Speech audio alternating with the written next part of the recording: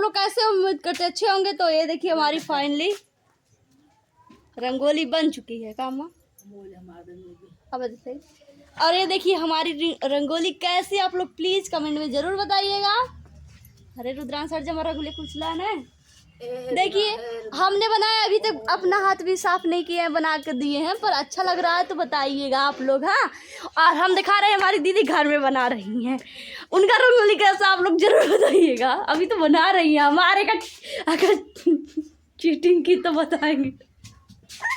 देखिए हमारी दीदी बना रही हैं और वो है मेरा रंगोली, आप लोग देखिए वहाँ पर है।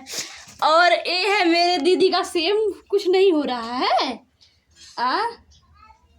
दीदी हो सेम तो कम हो तो बा नहीं लाला काय नहीं लाला दिया रखाई ना। हाँ।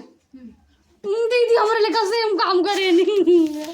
हम इनके लेकर नहीं बना रहे हैं, झूठ बोल रही है।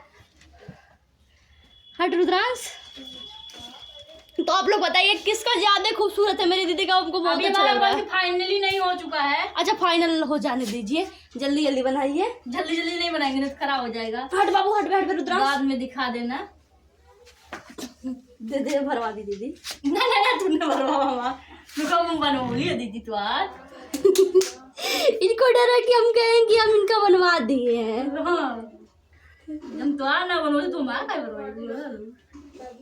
जाने दो, इनको बहुत नहीं था, इनका हम दिखाएंगे कैसा बन रहा है रंगोली। अच्छा हमारा बनना तो अच्छा बन बा।